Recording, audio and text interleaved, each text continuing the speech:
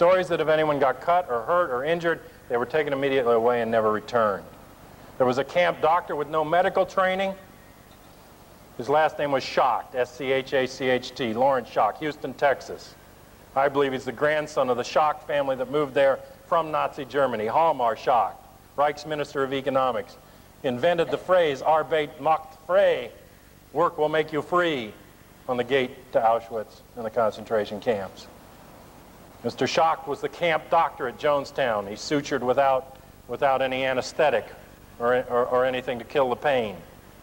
He's described as a very kindly sort of a doctor there with these people that were tortured, forced sexual abuse, kept up 16 to 18 hours a day, classic programming techniques, given these drugs, worked to points of exhaustion in a labor camp. Why?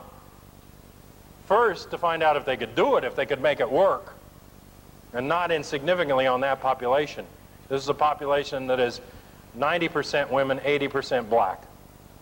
This is the population of Jonestown. Where did they get them? Jones set up a phony rest home in Ukiah, California, surrounded by barbed wire and guards. There were 8 mysterious deaths reported in the Ukiah press of people who tried to leave the area. Researched and investigated by Kathy Hunter. Not allowed to leave, an armed camp even there. He's surrounded, he's with the John Birch Society and the Republican Party. He's working for Nixon, he's openly right-wing, until he moves down to San Francisco and suddenly becomes a Moscone liberal so that they can take them off the welfare rolls. But at Happy Haven's Rest Home in Ukiah, nice name, he brings in elderly from the rest homes. He gets 150 children given to him by the courts as wards of the court. He gets people taken from the psychiatric institutions into his care. People that go for treatment on drug or substance abuse are referred to him. He's given a population to work with. And who is Jones? Indiana, son of the Ku Klux Klan. Close boyhood friend of Dan Mitrione, the CIA torture agent who later trained the Guyanese Defense Forces. An infamous agent eventually killed down in Paraguay by revolutionary forces. Mitrione knows Jones. Mitrione is with the CIA in Brazil when Jones decides to leave his ministry in Indiana and take it to Brazil. The whole time that he's there, his groceries, according to neighbors, are delivered in State Department cars. He's given rides in official U.S. government and embassy cars. He has his money paid while he's there. He comes back with $100,000 in his pocket. This guy that his Indiana landlady said he's a gangster that uses a Bible instead of a gun. Okay, he's pulling chicken livers out of his mouth. These phony faith healings. He goes down to Brazil. God knows what he's doing down there. You know, he's down there at the time of a attempted CIA coup.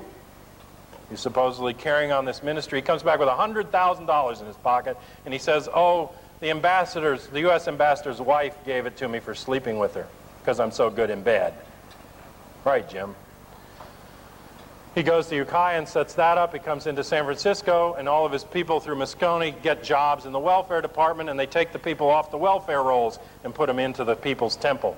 But by the time they're ready to go to Guyana, then the real operation begins. The people are stuffed into buses. The children are stuffed into the luggage compartments. They're taken without word of where they're going across country to Miami. They're loaded onto Pan Am planes, long history of intelligence involvement. They're flown down to Guyana. I talked to the air traffic controller on site when they landed. He told me every black person that came out of that plane, except for the children, was bound and gagged. Arriving in Guyana. People 5 miles away in the Guyana bush did not know that a single black person lived at the People's Temple site in Jonestown. The whites were allowed to come and go. The blacks were in the slave labor camp.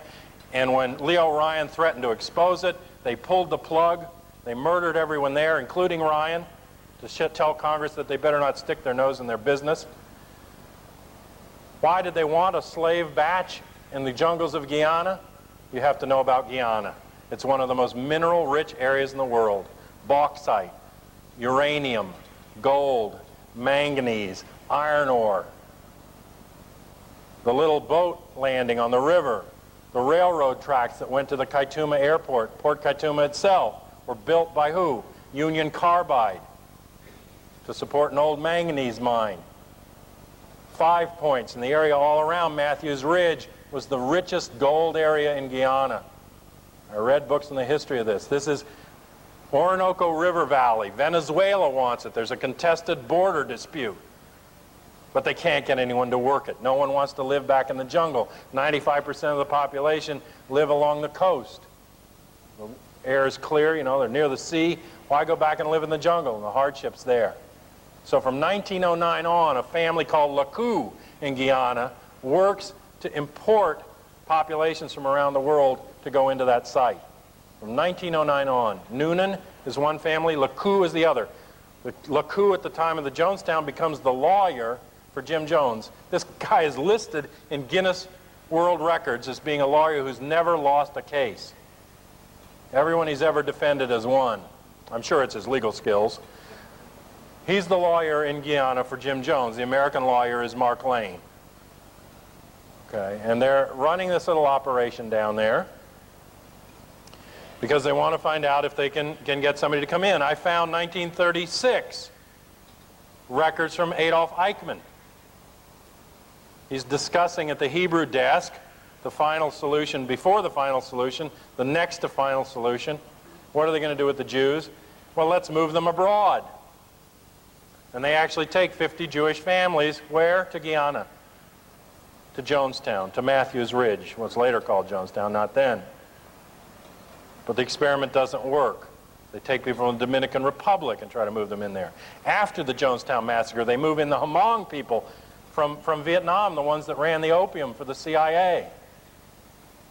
And they try to put them there and eventually move them down to Suriname.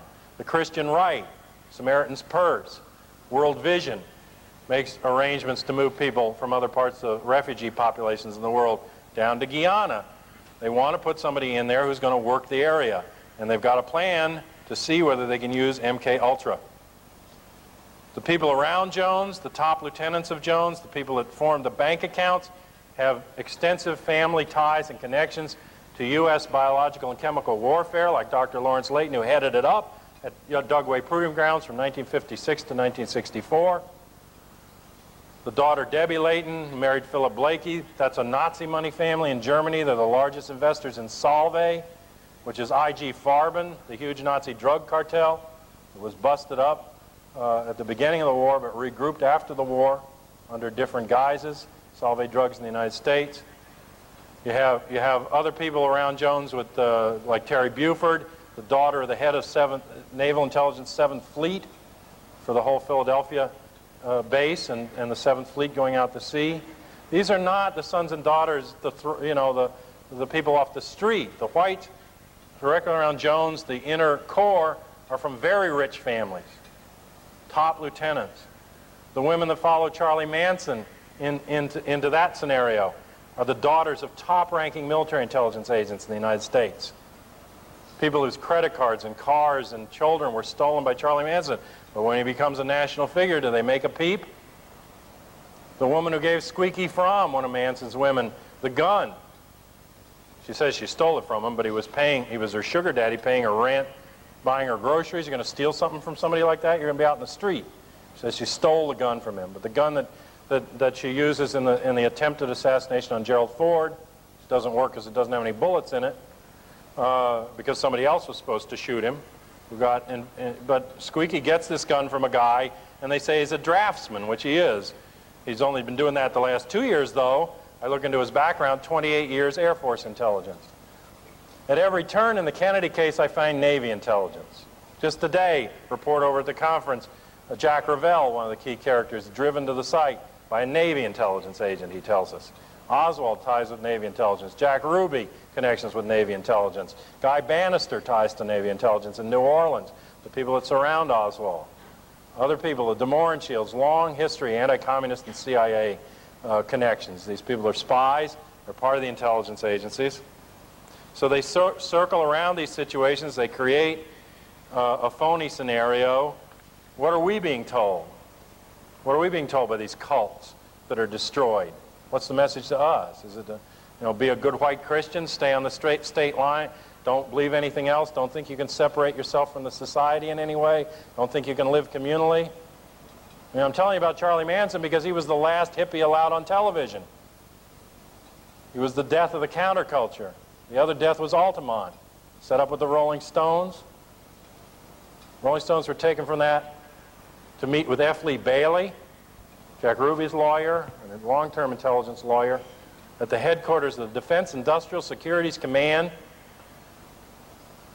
in Muscle Shoals, Alabama. From Altamont to Muscle Shoals to DISC, Defense Industrial Security Command.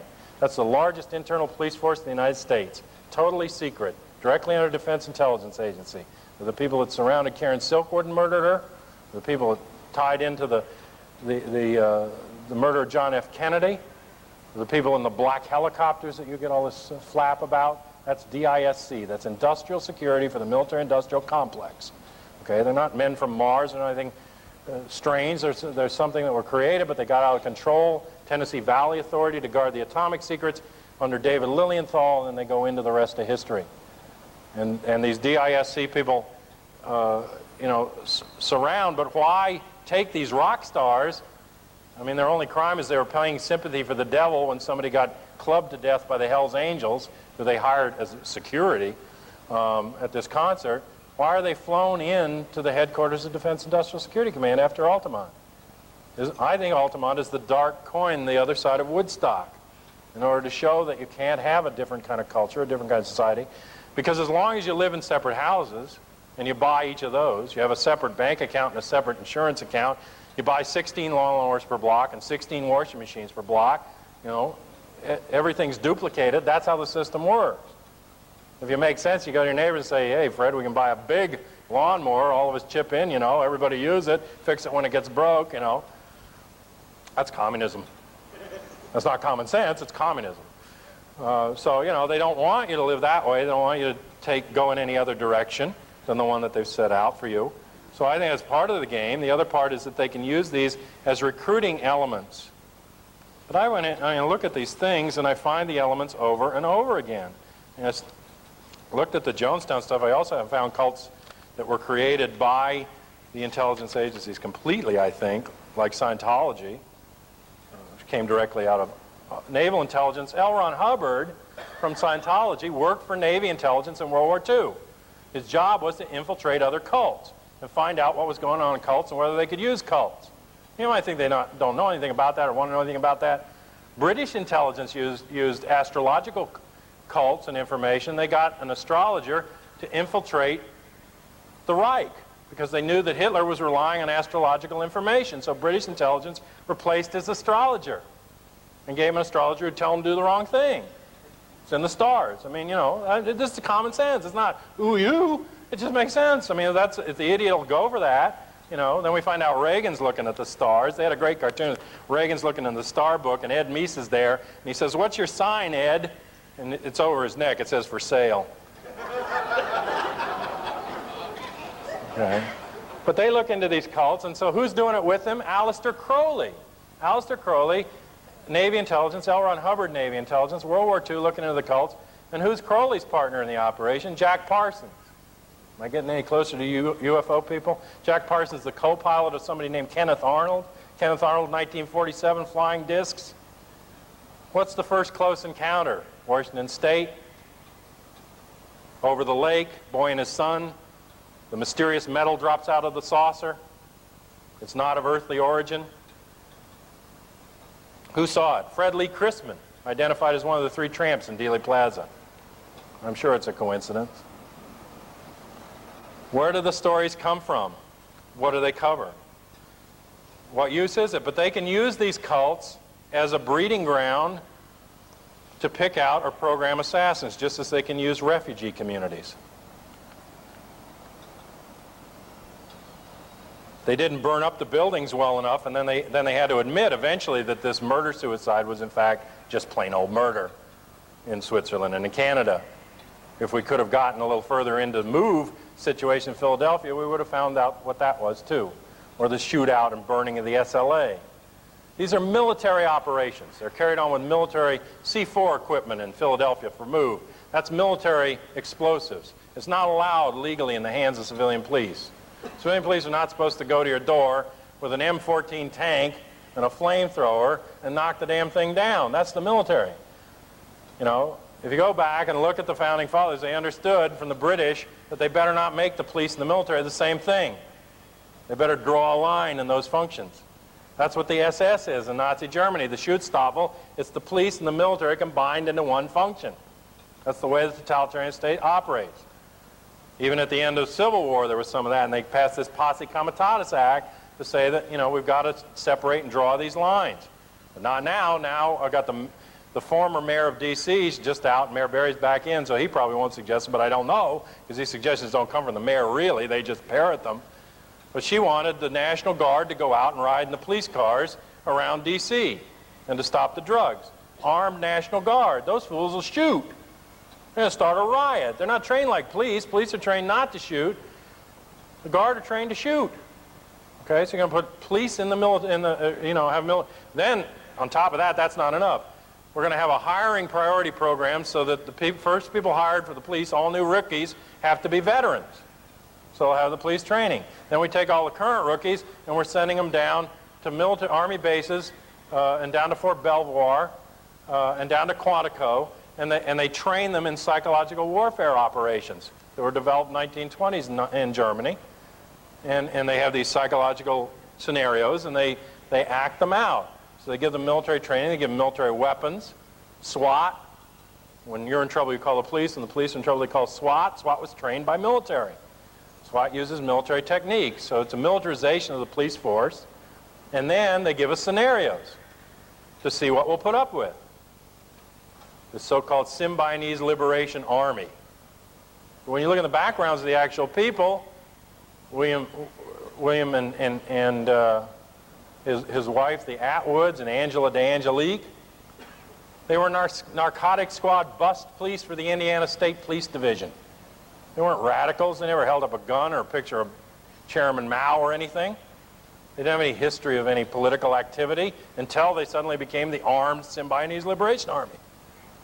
Other people in the circle were strippers at clubs and people that sold fruit stands, and they had no radical history. I mean, you don't go from, thinking something's wrong with this country to picking up a gun, having a revolutionary slogan. There's got to be some process in there where you start to think differently. I was laughing this morning because Dick Russell, one of the researchers, had found this thing, an actual quote from one of these CIA programmers talking about getting a Marine who was a patriotic American and creating two personalities. You have Marine A and Marine B, and personality A is the patriotic American, but then you create a second personality that's a communist that believes in communist ideology and infiltrates the communist cells, but personality A still knows what B is doing, even though he disagrees with the ideology, and so he can tap into one and say, now you're A, go be the communist. Then he comes back and he says, hey, B, what's A been doing?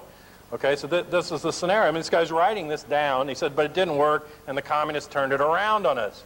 And I was laughing because I thought, my God, I mean, it must take a lot longer to program somebody to be a communist than a patriotic American. I mean, that's 300 ideas compared to 3. Okay, so, I don't know how they did the programming over in the Soviet Union, but it must have been amusing, the Soviets trying to, mother an apple pie and hate commies. But, if in fact they did it, maybe the guys themselves just turned around. But each one of these things had the same connections. In Jonestown, I found that the bank accounts tied back directly to the Vatican Bank and to the CIA. And I get the second cult leader's body found, and they're going on about these guys. Affluent society, solid citizens, they got money. They're not from six-figure real estate transfers. This is like Jonestown, $2 million in real estate. Then it says, guess what we found out? The cult briefly held its money where? At the Bank of Commerce and Credit Canada, part of the Bank of Commerce and Credit International. You ever hear of them? BCCI? The scandal bank? I mean, that's what when you follow the money, this isn't some jerk on the block. This is some guy who's got police protection. Nobody's looking at what he's doing. It's hands off. They're isolated, and they do what they want. And then they were, I don't know why the burning didn't work, but I mean, first you have to believe that a white minister in Guyana can tell black people to take their children and put cyanide down their mouth. Now, I think that's a racist lie on the face of it. Okay, you get to Waco, you've got to believe not only that the minister is telling the other people that they have to be in a suicide. Okay, you got to get past that one. But let's say you believe that. He said suicide, and they say, yes, minister, suicide. let's all kill ourselves. Okay, how? Fire.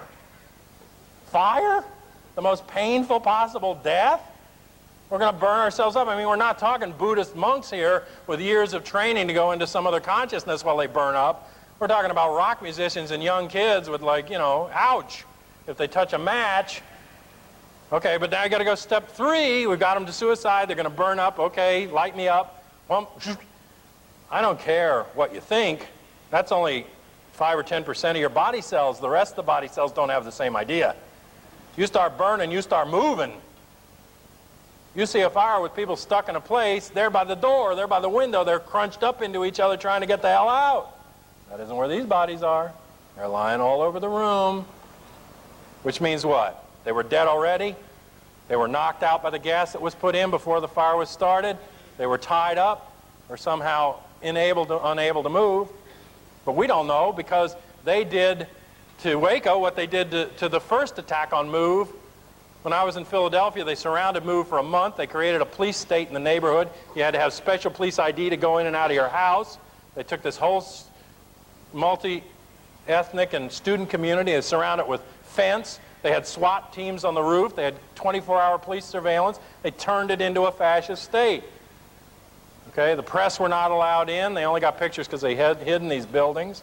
And what did they do after they came out? And they said that, you know, this cop died. It doesn't matter that the bullet that hit the cop came from behind and to the left, you know, or over to his, you know, and hit him in the back. It must have come out of the house because those MOVE people, you know, they're well armed. And they must have hit him. And what's he doing up there? He's 56 years old. He's about to retire in 3 months. His name is James Ramp. He's an old desk cop on the police force, and he's the lead guy on the hose? I mean, tell me they weren't trying to get rid of that pension. Put him in front of the line of fire and then hit him from the back from the SWAT team on the roof. Now we got them all. Convict all the MOVE members of shooting him. That's a good trick. I mean, Hercule Poirot couldn't even do that one. You know, everybody's convicted of the same murder. You know, they beat the hell out of them, and then they find, of course, a big arsenal of guns. Well, they got plenty of guns in the police department to put on the table for you to take a photograph of. You know, and then they bring in something. You ever heard of this? A special police demolition team. Any police people here? Is there such a thing? A special police demolition team? You ever hear that? That's what they called it, Philadelphia. What is it? It's an earth mover. And it demolished the MOVE house. You see, when they killed Newton, or I'm sorry, not Newton, when Mark Clark and Fred Hampton from the Black Panthers in Chicago, there were some people who knew about ballistics, and they went in the house with ballistic rods, and they put the rods through the holes, and they did the analysis, and they found that 6 shots came out and 400 shots went in. And that the 400 shots started before the 6 shots. Okay? You can do that with ballistics, with science and that sort of thing. We couldn't do any ballistics on the MOVE house because there wasn't a MOVE house. 48 hours after they arrest everybody, the MOVE house is a lot. And what's Waco now? You just put the dirt on top of it. That's the end of that story. All these people in Cameroon die suddenly. 10,000 people die because some gas comes up off a lake and kills everybody for a mile around. You know, it's not a couple people up in the air. The gas doesn't go anywhere. It's just solid. You know, all these people are dead. You can't get near them. The Armed Forces Institute of Pathology and the CDC rush in, the same crisis team. Get these people on the ground. They're all buried by the time the press gets anywhere near it. Everybody's in the ground, so there was this gas that came off the lake. I looked through all the scientific literature. I found one instance where some gas supposedly came out of a lake and caused some, you know, leaves on the sides. Some fish died. And we're talking thousands of people that died of this gas. Can't they run? You know, isn't there a difference? Gas rise or fall? How does the gas stay at the bottom of the lake? They said it was volcanic activity. They had an international meeting of scientists. Nobody can figure out what happened. There wasn't any volcanic activity. They said, well, maybe the gas was just at the bottom of the lake for a long time, and suddenly the lake turned over and the gas came up. Try and keep an air bubble at the bottom of your glass for a while. You know, but the gas just hung around till it was time to come up and kill all the people, and then there wasn't any hope, okay? The people that survived in the neighborhood heard jet planes fly over, and they heard explosions at 2 in the morning. But never mind that. That probably is what shook up the gas. You know, but we don't get to do autopsies anymore. We didn't get to do any autopsies on the Jonestown bodies. They were taken to Dover. And they were buried. The children were buried and the bodies were burned. You know, the families couldn't get anywhere near them. You know, they said they were too decomposed. Well, by 6 days, yeah, a lot of them were, to identify or to autopsy. The American College of Pathologists wrote an open letter to the Army saying you didn't even do a fluid test on site. All you have to do is take a fluid test of the body and you can tell several common causes of death. You certainly could tell a cyanide death with a blood or body fluid test. Did they do it? No. And you know what they said? They said that we flew out there, this crisis team, we forgot our medical bags. We flew out there because Dr. Mutu asked them for help. Well, the crisis team that came with them from Israel to the scene in Cameroon left Cameroon before the incident was reported to the government in Cameroon. In other words, there's a guy that found it in the next morning, and he's on a little moped, and he drives down into the city, but it takes him a couple hours, and he says, hey, all these people are dead out there. But before he can report it, the doctors from Israel come to help. And Israel reestablished military relations with Cameroon that day. Okay. They had been secretly training the Cameroon military and those units that went up there to bury the bodies for 3 years. They weren't admitting the connection.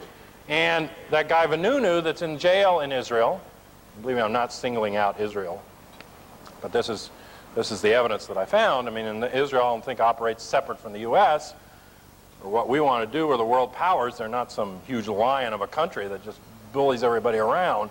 They're a little tiny operation, but they were involved in this thing, and this guy Vanunu said, and they were going to be, I think, kind of a landing strip for us in the Middle East for war until we decided Saudi Arabia had more oil, and basically abandoned them. But they said that, you know,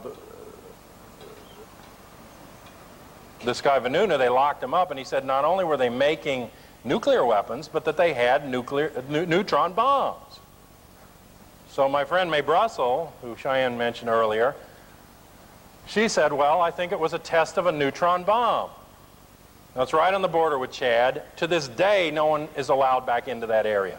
I think there's some mineral rich or something in that area that they want. They wiped the people out, buried it, and that's the end of it. They were not friendly with the government. They were a separate religious group up in the hills there. They'd been independent for a long time. I think they were an expendable group, and so they went in, and it was a good way to test the bomb and see what it would do. The animals are all dead. The people are all dead. The buildings are all standing. So I think it worked, and I think they tested a neutron bomb. So I said, well, maybe so, you know. I mean, it seemed a little outrageous to me, but a year later, I'm reading this article in the Boston Globe, and it's a story of how the nefarious Soviet intelligence plant false stories around the world. And here's how they do it. First, they go to a Soviet contact or control agent that they've infiltrated into a regular paper somewhere, like the Scimitar in Istanbul. And they give him the phony story. And he, being a good commie agent, prints it in the paper. And once it's in the paper, it goes out over the wire nationally, and then it's picked up by TASS or the Soviet news agencies. It's spread all over as news from Turkey, so it doesn't look like it came from them. And then it gets all over the world, and it gets picked up by the U.S. press, and it's believed, and it's disinformation. Now, the reason we could describe this so thoroughly in the Boston Globe, I hate to tell you, is that that's how we do it. That's how we plant the disinformation stories. But what was interesting to me about this article is they gave examples of some of the stories that these horrible Soviets had planted. And that while rational people like us here in the United States would never believe this sort of drivel, people in third world countries are obviously much stupider than we are. We're able to buy these kind of ideas. Jonestown, they said, was a CIA operation, a mind control and a massacre. That's Soviet disinformation. They said children were being stolen in Central America for prostitution and for body parts. These are the Soviet disinformation stories, so you don't get excited. Okay, and Israel tested a neutron bomb in Cameroon. Now, the only researchers anywhere that I talked to a lot of them, I see all the right wing and the left wing, that was even talking about such a crazy idea as a neutron bomb in Cameroon were Mae Brussel and I. So either we've got to be part of the Soviet disinformation structure, which I mean, I don't even speak Russian. I don't know any Russians real well, in my life. you know, if I am, I must be an unwitting programmed agent of this stuff, or maybe these are true stories that the Boston Globe was using this clever cover story to discredit. And wouldn't that be the way you do the Mirror, is turn it around on the real stuff and say that that's the lie? I think so. I think you give the credible person the false information to spread, and you give the less than credible person the real information to spread. And then neither one gets believed. Okay? Or if the credible one gets believed, you've got the disinformation out there. But these things were not at all what they seem. Most of the stories that I've followed, I mean, there's a story going on now that has to do with, there's so many, I mean, in the press, but this one has to do with suicides in the military. And when we went in to do the otherwise harmless invasion of Haiti, we ran into an unexpected problem. Here it is. Troop suicides alarming Pentagon. Did anyone see this article or anything about it? 3 people, for some unknown reason, in the military committed suicide. I don't want to upset any of you, but hundreds of people commit suicide in the military. Many of them in basic training. Much of it is covered up. There's one group, 2,000 families, still trying to find out how their sons and daughters died. I just ran into a woman from the Soviet Union who said there's a similar rate of death going on there in the Soviet Union, in the military, that's not being, you know, they're being given false explanations about the deaths of their kids. So they cover up suicide or death is also a cover for covert operations in the military. You tell a family that somebody's dead, and then you can use them from then on in covert intelligence operations. All right. Any of you remember the Mayaguez incident? When this ship was in offshore Cambodia and they captured the ship for a period of time and everybody got upset, and Ford sent in some Marines and the Marines all died in the raid, okay, trying to save the ship, and the ship came. And the ship was going into protected area. They know they were not in international waters anymore. They said that CIA forgot to remind them that they shouldn't go into this area. Okay, and then it came out after they were arrested, this was a spy ship. It was on a spy mission and it got caught, you know, and there was all this flap. But at the time it was those horrible Cambodians bullying us Americans around. And how dare they take one of our ships? And good reason to start a war. So the night of it, I'm living in Philadelphia, and they have this woman on the news, and she's crying, you know, that's my husband. I haven't heard of him in 15 years. I thought he was dead. The captain of the ship is this woman's husband, and she heard from the military that he had died. He's the captain of a spy ship in Cambodia who supposedly died in Vietnam 15 years before, and she hasn't heard anything from him. You know, I don't mean to shock you. Not all husbands like their wives. And a lot of them would like an excuse. Take a walk, and this is a simple one, and they used hundreds of people like this. They gave them false identities, and they used them in those secret wars in Laos and Cambodia.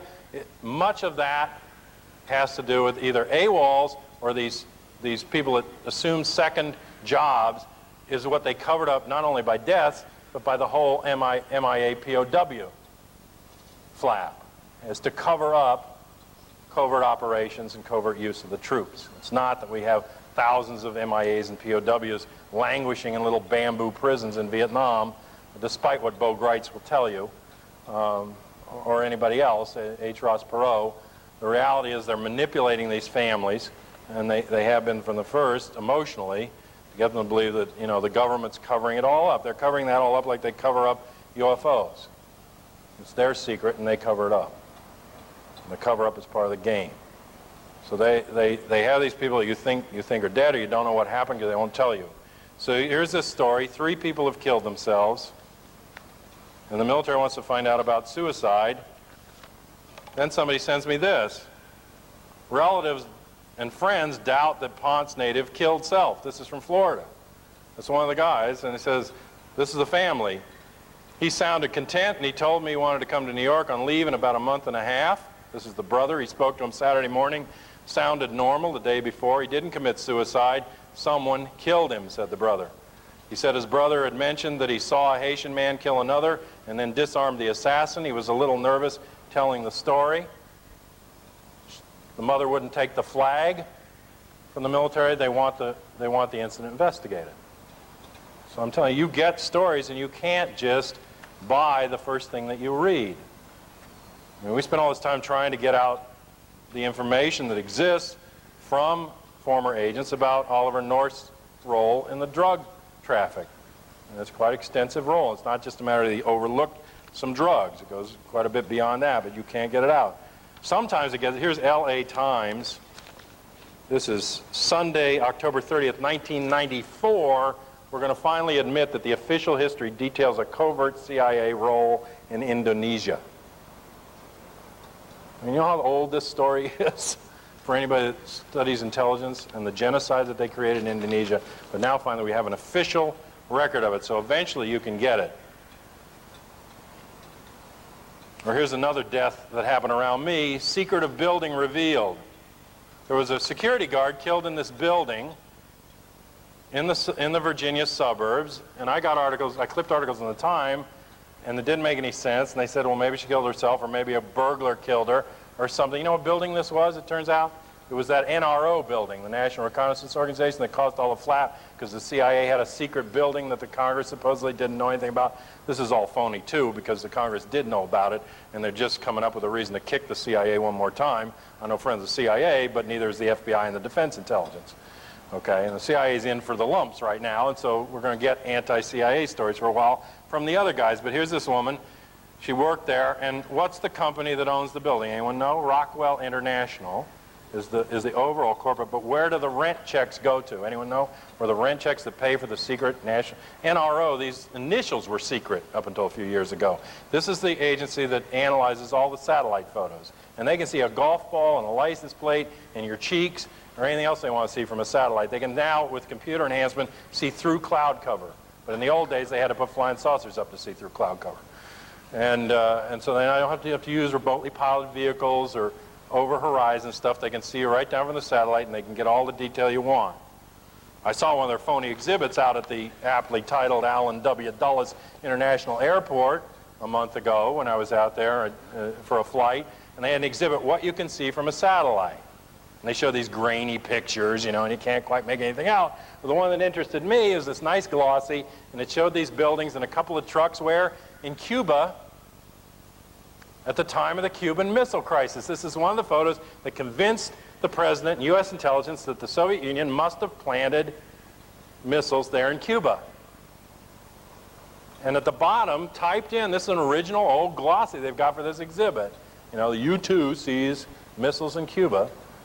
Typed in at the bottom, courtesy of Jagger Childs Stovall. That ring a bell with anybody? That's where a Navy intelligence guy named Lee Harvey Oswald worked, where everybody had to have a security clearance, where they did photo analysis. And Oswald used to go over to the Saul Bloom agency where they had better cameras, and they subcontracted to Saul Bloom and blew up the photos and did photo work over there. Okay, and here's this picture from the year that when he was working there of the missiles in Cuba, come directly from Jagger Childs Stovall from the shop he was working in. I don't know if they came from Oswald, but they certainly came from the people around him. I thought it was interesting. This is what you can see from a satellite. But what you can really see is a great deal more. So this building is built, and it's all hush-hush, and they send the checks to cover it up to a company called Collins Communications. Used to be Collins Radio, now a subdivision in Richardson, Texas. I don't know where that is, but there's a company out here that was getting the CIA checks for the NRO building where this woman was killed. And, you know, it has to do with a family named Byrd that owned the Texas School Book Depository.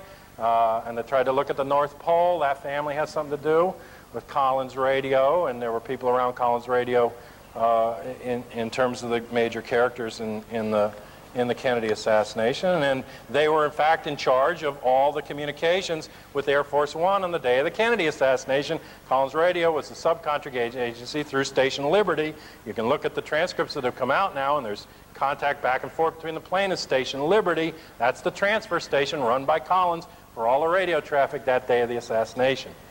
So this is Collins, and they're taking the checks out here. So I'm just trying to tell you, there's more behind a story. We had another guy locally, one of these coroners. He's the guy that did the Vincent Foster work. The autopsy work on Vincent Foster, the friend of Bill Clinton who killed himself. You know, they all kill themselves. So he killed himself, you know, and there were some questions. It looked like the body had been moved. It didn't seem like the gun was in the right position in his hand, but these were all cleared up by a special prosecutor. We have special prosecutors. In fact, there's about 24 of them. Now they got a new one. Dash, notable Democrat, joins Whitewater probers.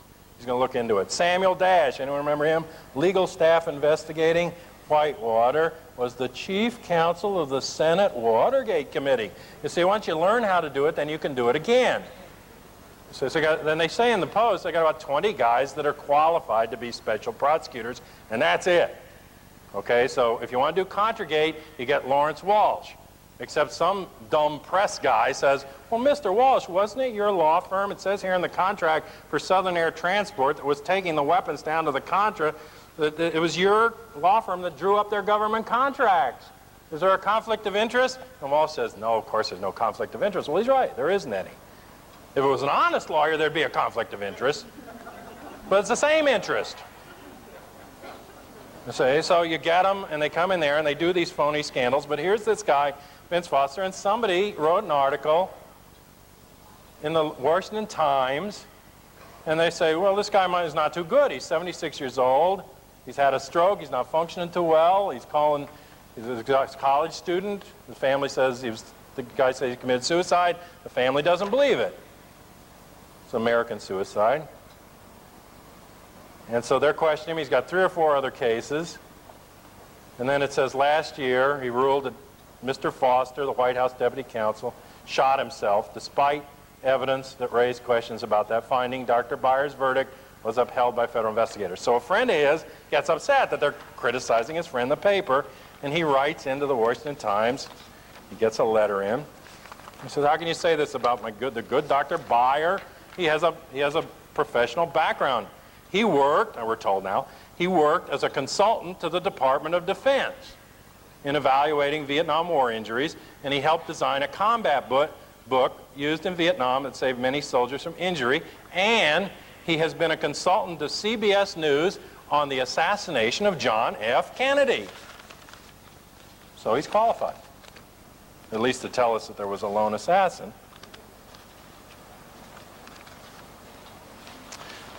So that's some of the news. We're probably running out of time for questions, but I wanted to just give you a feel for some of the stuff that I work on. And there are these other deaths, but I did exhaustive work on Reagan's death, and I found that Brady beat him to the hospital. Brady was the first guy in on the stretcher, flat, which is with confusion about whether he was standing or flat. That's Brady. He beat him by at least 15 minutes. Reagan is clearly hit. He's shown in Time magazine. He raises his left arm. His cheeks puff out like Connolly. His hair is mussed. His shoulders droop. His lung is collapsing, edema from the lung, blowing out the cheeks. Time magazine, everybody else, Reagan is hit. Problem is that when he's got his left arm up, waving to the press, Mr. Reagan, Mr. Reagan, that's when Brady's being shot. That's when Hinckley's bullet is hitting Brady. Then it hits Delahanty, and it spins him around and throws him to the ground. It blows Brady's brains out. It hits McCarthy, the Secret Service guy. It raises him in the air, 160 pounds from the back door of the car. He lands by the front bumper. This is a 22, remember. Not a first. The first of 38 that he bought where? On Elm Street in Dallas, Texas. At first it's identified as a 38, then as a 22 later on. And I actually, by going over ABC footage, found the switch. I can see the Secret Service agent drop the 20, pick up the 38, and another guy, another DC cop, drop the 22. You can see it in the footage, okay? But the official weapon is 22 by the time they're finished. But meanwhile, this little 22 is knocking everybody silly, okay? There's a hole in the Universal building across the street. There's a nick in the windshield of the back windshield of the car, and then there's supposed to be the nearly fatal bullet to Reagan. They say, the official version, it hits the car, and then it flattens a little and zoops to the right. It ricochets off the car, and it goes between the hole open from the back door, and Reagan's being pushed into the car at that point, and it comes in under here, and that's how it gets him. Okay? And that's the official story, except when you look at all the photographs of the back of the car, there's a hole into the trunk.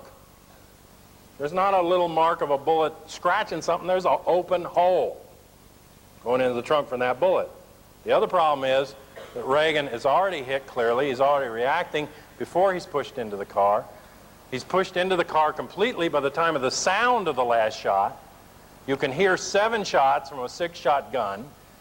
Okay, and Reagan's already all the way in the car, and then they do the autopsy interview. You remember the autopsy interviews here from Parkland, where the doctors, they said, well, he had this entrance hole in his neck, and they said, well, but Oswald was in the building behind. How did they shoot him? And the doctors were showing how he might have been turned backward in his chair, so he was looking around completely the other way.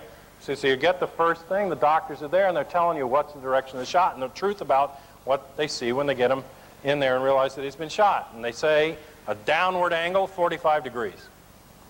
Back to front, left to right. Enters in the back, almost hits the aorta, bounces off the 7th rib instead and goes into the lung. All right? So you have this shot from above and to the left and behind him. Hinckley is down in your position, not quite so low, shooting, in that case, it would have been upward into the armpit. Now you're taught in police school or anywhere else, even if you've got a bulletproof vest on, that you don't raise your arms because the fatal shot can go in at the armpit. So you pick your arms up like this when you shoot. So he's already compromised, he's got his arm up, but Secret Service, just like in Dallas, isn't doing what it's supposed to. When they come, they do it. They pull up to the door. You know, you rent a limousine, call up and rent a limousine. Does it park at the guy's door down the block or does it come to your door? Now you're the president, you own the limousine, you got the whole Secret Service involved. Where does it go? It goes to the door and they'll repark it 6 inches to make sure it's lined up with the door. So they show up at the VIP entrance to the hotel and they do it right. They pull up directly by the door, the Secret Service get out. Not Reagan, the Secret Service get out. They form 2 lines on either side going into the hotel. So you got a body block on both sides. You got this little cupola device up above. He's protected. Then they open the door and zip, in he goes. That's security. When he comes out, where's the car? 40 feet down the pavement, nowhere near the door. Where's the motorcade cops? Sitting on their motorcycles, nowhere near. Okay. Where's the Secret Service? Behind him. They file out behind Reagan, and they all go to his right like a line of ducks. Not a single one on the left. They're supposed to, at least if he's going to go toward the crowd, surround him like a diamond. There's none of them there. They're all on the right. The only people on the left are Brady and Deaver who don't know what's going on, and they're walking into the line of Hinckley's fire. Reagan's compromised. He's out in the open. He's walking into an open area. Now you can shoot him. Nobody's in the way except these cops and the other people like Brady, you know. But Hinckley's just there to pull the trigger. Bang, bang, bang. He's not there to do the shooting. The shooter is up above. Okay? And they hit him with this thing, but it doesn't quite do the job. So they push him into the limousine, and they yell, "Rawhide is okay." That's the wrong message. Rawhide's supposed to be dead. Rawhide is okay, and we're going to go to blank, and they give a code word in the book. The Secret Service agent writes, and they don't want to tell you the code word for the White House, so he just says code word, but he says it means, it means White House. We're turning right, we're going to go to the White House. Well, if you drive up T Street like the car did, to the point when they said that, and you turn right, you're not going to the White House. The White House is down and to the left. If the president is shot, you're going to go to GWU. If you want to go to GWU, you get on Florida Avenue and you go over to 23rd and you cut down the circle and you're there in 2 minutes. They don't go on Florida Avenue, they say. They go down Connecticut and they get all the way down to DuPont Circle and they go under DuPont Circle in a tunnel and then they notice he's coughing up blood. Did they go to the hospital then? Oh no. Why bother? It's just the president. He's coughing up a little blood. No one knows what's wrong. Because you come out of DuPont Circle, you can take M Street to 23rd, and you're over there a minute and a half. They don't bother. They go on for the White House. You know, the president's shot. Let's get to the White House. So they drive all the way down 17th Street. They go around Lafayette Park. Then they make a right on Pennsylvania, just so we can see the White House one last time, I guess. And then they drive up Pennsylvania like it's 3 sides of a triangle up to 23rd Street, and then back up to the Circle, and then into GWU. But even that was 5 minutes. I've driven it. And then 15 minutes. The first guy there, even though he was lying on the ground for 5 minutes before an ambulance could get to him, is Brady. There's no Reagan. Reagan's no place to be seen. Reagan goes right, up Connecticut, northwest. You know where it goes? Bethesda Naval Hospital. Scene of the famous JFK autopsy. They were taking him to Bethesda in the car. He's wounded. They're going to finish the job. He's not supposed to survive. A huge fight breaks out between the Bush and the Reagan loyalists inside the White House.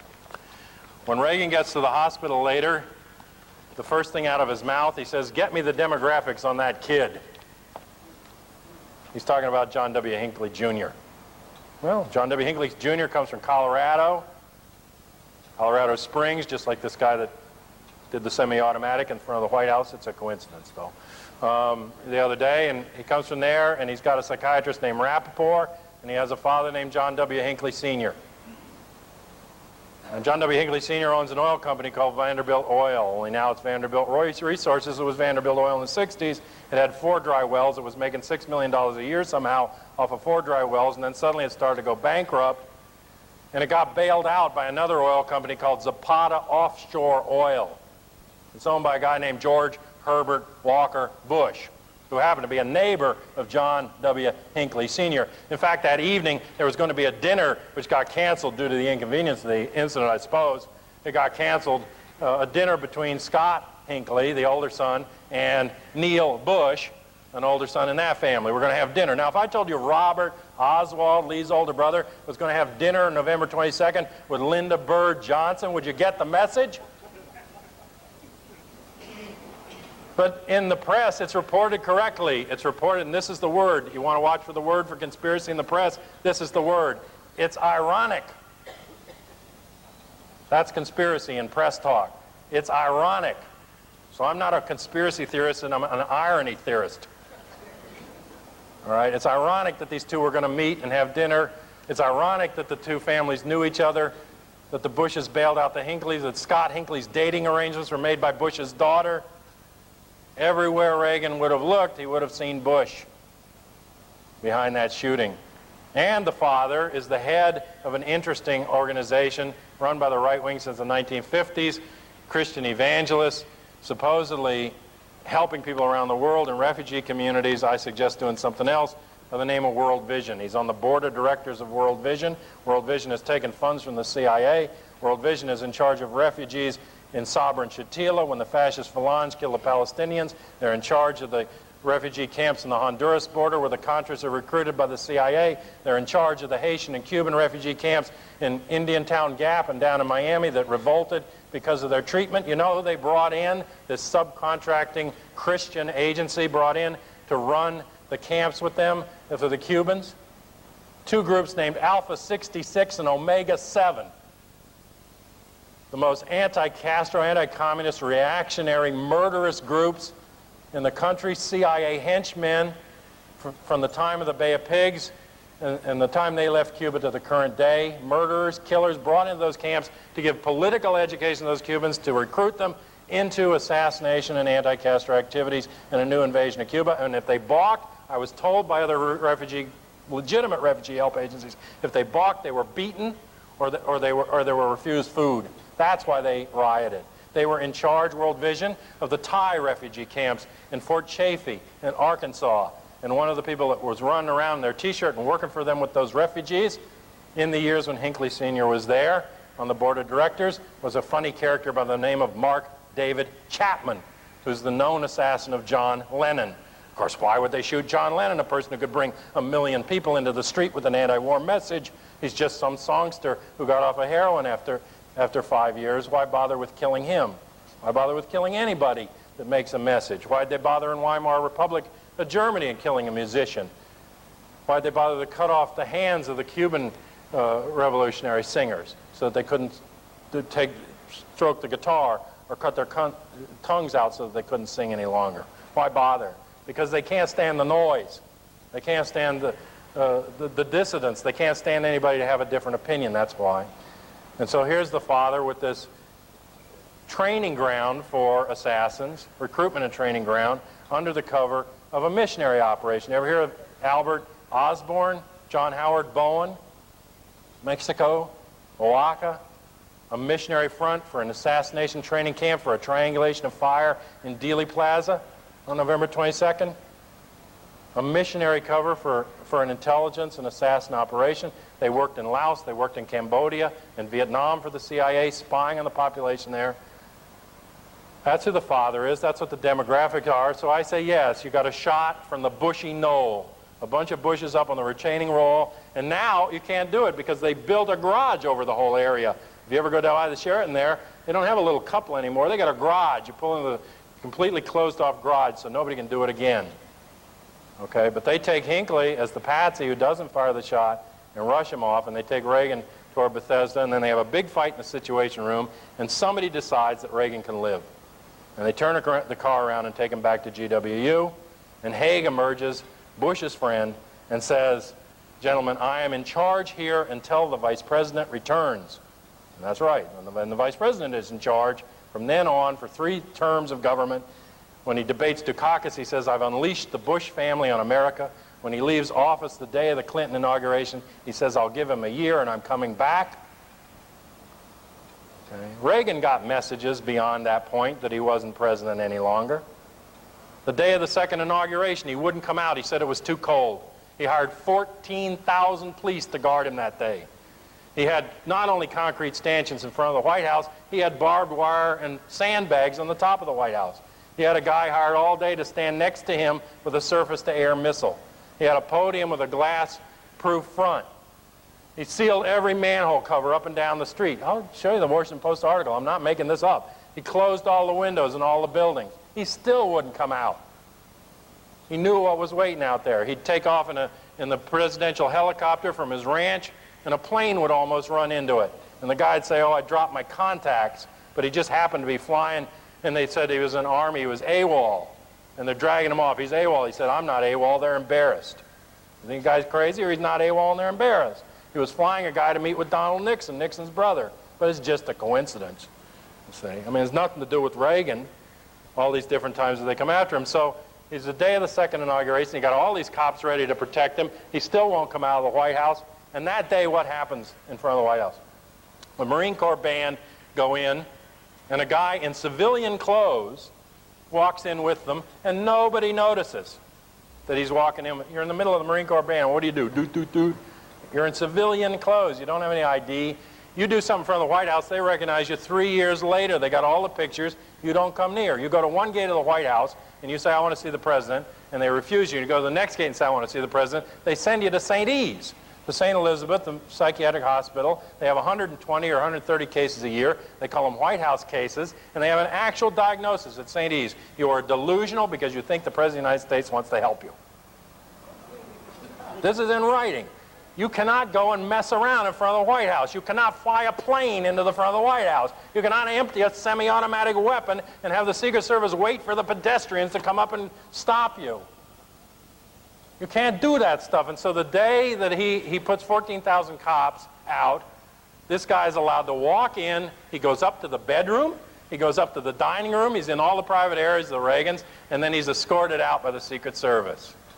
The message is, go ahead and put 14,000 cops around you, because when you go get your jammies, we're going to have a little boy in there with a pop gun. That's all. Just stay in line. The night that they go to see the Queen, they're all excited. The Reagans, the Queen, the royalty, you know. They're staying at Buckingham Palace. Do you remember a guy climbed over the walls and came into the Queen's bedroom and sat on her bed that night? Sat on her bed. You can see it in your bed in the middle of the night. That's it. I'm sorry, you're gone. You don't have no security. And who was he? Just some schmuck off the street? No, he's the nephew of Rudolf Hess, the guy locked up in Spandau, the Nazi war criminal, if in fact it's him.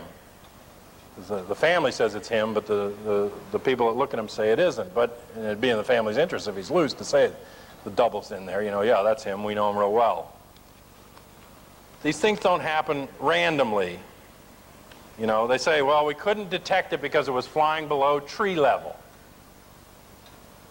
You know, the plane comes in. He takes off from Baltimore. He steals a plane. Doesn't anybody notice? There's the tower. Hey, Fred, there goes another one. Who you think's in that one? Anybody call an alert? Starts heading for Washington. Hey, stolen plane on the way. Nah, nothing. Just off on a joyride. Where's he come from? The VA psychiatric ward. Marries the VA psychiatric nurse. Lives on the VA grounds. Military background. Obviously open for programming. Oh, lone nut, suicidal. Okay, lone nut, suicidal. Flies down into D.C. Can't see him below tree level. I said, boy, I know how to invade Haiti. We get 80 guys out of the psychiatric ward at the VA. We give them Piper Cubs, and they fly below tree level. No known defense. And they smash into Cedrus's palace, and the whole thing is over.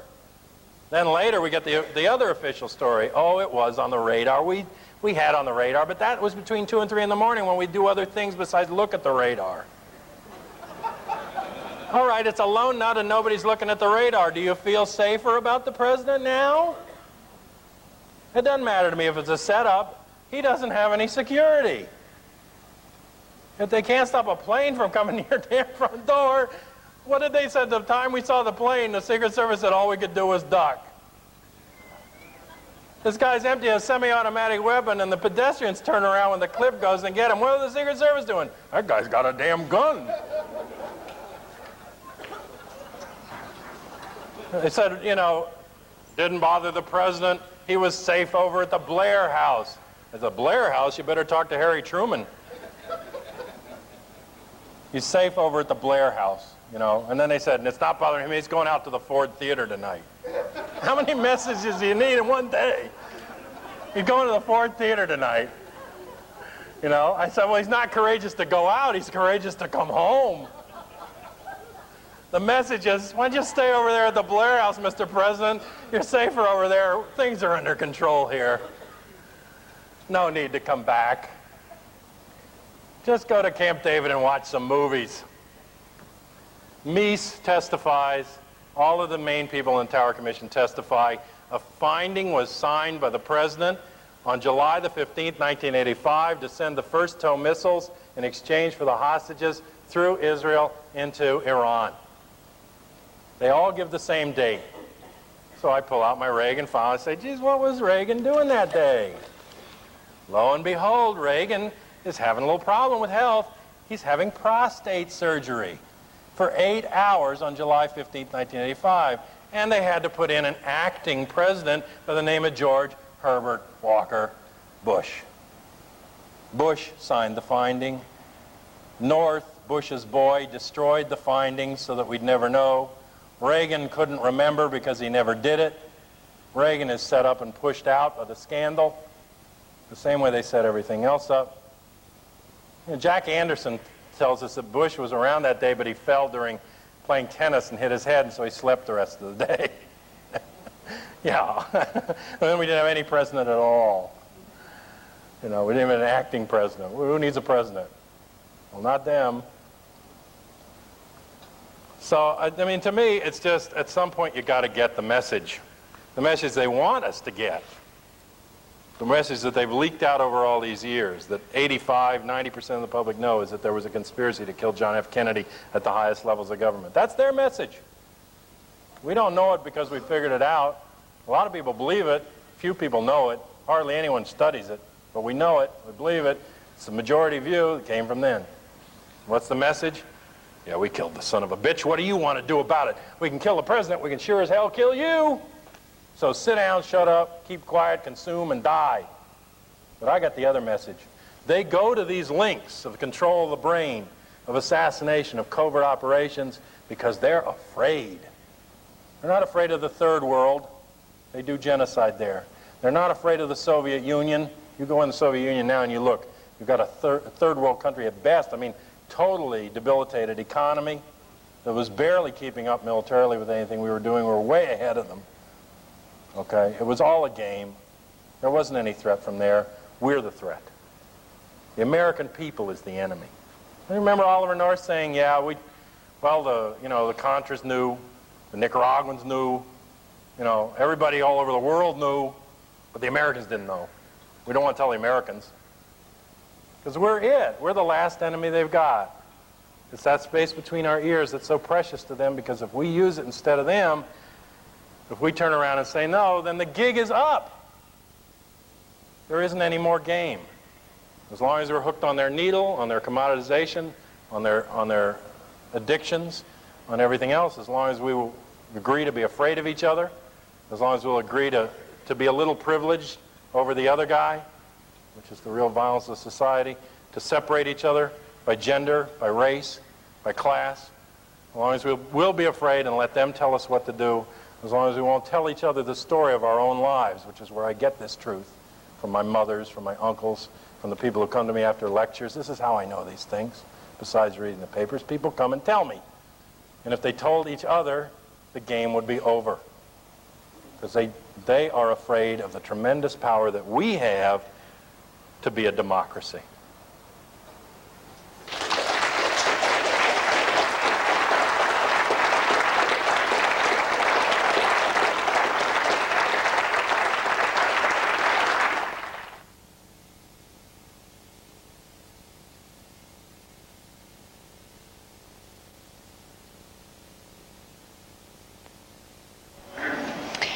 And now it gives me a lot of pleasure to welcome back John Judge for questions and answers. Thank you. Thanks. I had asked Al Navis to join me. He's a longtime Kennedy researcher and knows the case more thoroughly and so if you have specific questions around Kennedy, he also agreed to try and answer some of those. And Cheyenne said I didn't talk enough about Mae Brussell. I loved Mae. She was a mentor of mine. She was an independent researcher. She was part of the Housewives group with Lillian Castellano and Sylvia Marr and these other women that right at the time in the early 60s began to clip papers and study what was out there, and they got their own Warren reports and they did the work, and they were really the mainstay of all the early research. The men got published and the women didn't get the credit, but women were the backbone of the early research, and they were the ones that helped to guide Garrison in his investigation, and the directions he took in large part came from Mae. She was independent, she was feisty, she was the daughter of the I. Magnin family in Los Angeles, one of the main reform rabbis in Los Angeles, and the I. Magnin department stores. They sold it, but they had millions in the family, and they were friends with Richard Nixon and all the people she would talk about in her weekly tapes. She did World Watchers because she wanted to be like Weight Watchers and have women get the tapes each week and talk about them over the coffee klatch. And she broke down the news of the week. She read and clipped 15 newspapers a day, 150 periodicals a month, and close to 3,000 books a year. And I couldn't in my wildest dreams hold a candle to this woman, but she did 758 weekly tapes where she broke down the news and made the connections over all those years from the time of the Kennedy assassination up to the current day. And we would work together. On Jonestown, when I got into it, I sent her a list about 2 weeks in, 80 different reasons I thought modus operandi for an intelligence operation. The next 2 days, she sent me back 130 reasons that she had found. So she was always ahead of me, and she died of a very short-term cancer. We don't know it was induced. It was after the death of both of her parents. There were suspicious circumstances surrounding it. But Mae Brussell was not a psychic, but she was able, by thoroughly studying the information, seeing the newspapers from all over the country, to see things happening. And she called Mary Jo Kopechne's mother 3 days before the Chappaquiddick incident, which was staged, and said, "They are about to kill your daughter." She passed a note to Rose Kennedy 5 days before the assassination of Robert Kennedy and said, "The forces that killed John are moving on your son in Los Angeles." Not because she had a crystal ball, but because she knew their names. She saw how they moved, and that's what we did. We studied it at the nut and bolt level, at the schlepper level, who carried the money, and these guys would show up again and again and again in all the operations, the same names and agencies. And she was able then, she used to laugh and say to me that she shouldn't put out that she was a researcher, that she should say she was a psychic. And then she could say all the things, and people would love her because she had predicted, you know, like the phony psychic Gene Dixon. Penn Jones said that Gene Dixon would hang around with H.L. Hunt here in Dallas. And she said, "Do you think a guy as rich as H.L. Hunt would go get a 2-bit psychic to tell him what's going on? Don't you think it's the other way around?" And she's the one that predicted Robert Kennedy and John F. Kennedy, you know. And I had this one woman who I think really had some psychic abilities, and she said to me, "How can a psychic be a Republican?" And but Mae used to laugh about that, and I loved her, and we would call back and talk about these morbid things, I guess, to most people. You know, they said Freddie Prinze during his suicide, and again, there's bullet problems and everything else, a leading Hispanic spokesman on TV, about the only one at the time, they said that he had committed suicide in Time magazine because he had a morbid fascination with death. And you know what the evidence was? He kept looking at the Zapruder film. That's a morbid fascination with the wrong death. I got that same one. I keep looking at that film, and I keep seeing something important happening in it, you know, and it's about the only film that we've had, and it took years and years for it to get out. But I just want to say, Mae left her collection to me. I tried to build a research center. There was too much contention around her and other people that were jealous of it, and they didn't want to do the work, but they wanted the collection, and so I finally just abandoned it, much to my chagrin, because I think it's the most important anti-fascist collection in the country. It's going to be renewed and reestablished sometime soon in Santa Barbara, California, and it's a very important collection. I tried to transcribe her tapes so that we could get into them, like they did with the Edgar Casey talks that he gave in trance, out at ARE in Virginia, Research and Enlightenment. They just took all of his talks and they indexed them all, and then they can write Edgar Cayce on Atlantis or Edgar Cayce on Diet. You've seen these paperbacks. Well, the same thing could have been done. Mae Brussel on the rifle, Mae Brussel on the second Oswald, Mae Brussel on all the different things that she researched, but she knew them inside out, and she would peg them each week, and she'd be you could take her last tapes now, and she died in 1988. You could take her last month of tapes, and she would be talking about stuff that's happening right now. She was 10 years ahead of them. She was saying that Reagan would be president of the United States 10 years ahead. And she said people laughed at her and said, what a clown, and how could he be president? You know, but she knew who was pulling the strings and moving and which forces were on top of each other and how they moved around. And so I don't know if that's what you wanted me to get at, but Mae was a tremendous researcher, and we have a great loss in this country that there aren't more like her, and that there aren't, I mean, there's enough people in this room, half the people in this room, if you wanted to put your energy to it, could take all the newspapers and share notes and do the work and break the thing. But unfortunately, there's a few of us, and we usually work alone or with a few other friends. But I would call Mae, and I'd say, Mae, did you see this article, and do you know this? And she'd get the connection, and she'd say, oh, my aching ass.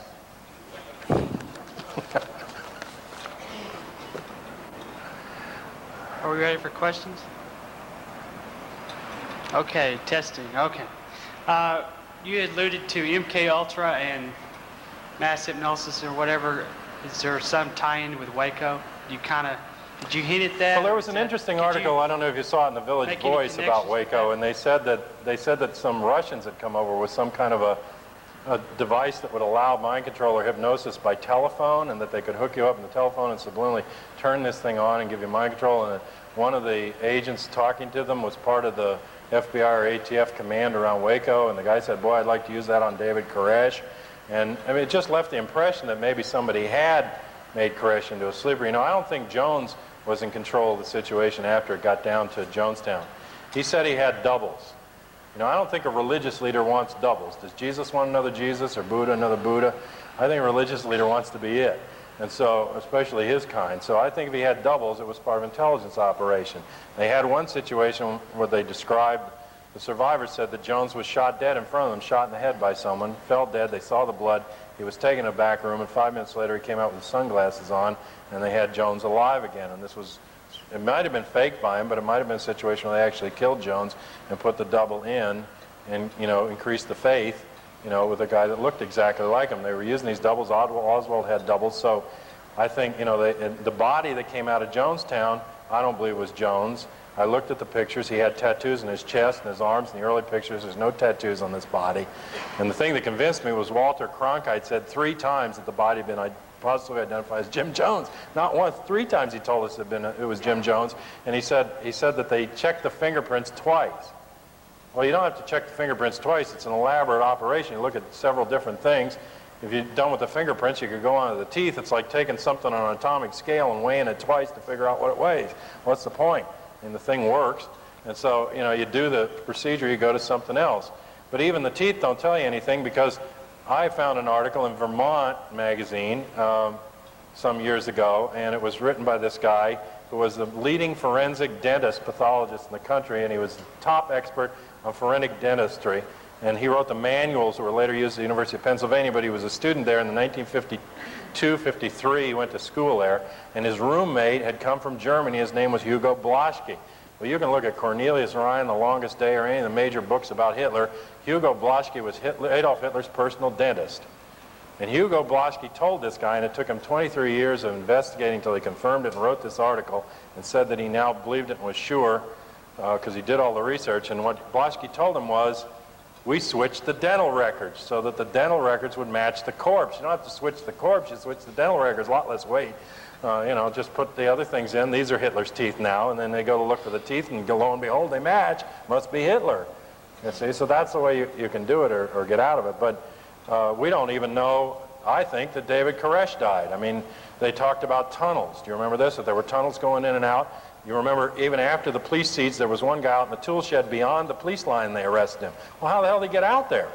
You know, I mean, anything that was moving was probably under scrutiny or likely to be shot, and he's out beyond the police line all of a sudden. He had been in the house. They clearly had people infiltrated into the house that were FBI and from the intelligence agencies that were spying inside the house to tell them what was going on. Koresh had, potentially a background that he could have been their agent. If Koresh was what they wanted, they could have grabbed him in the street. He was going out jogging. He was going into town.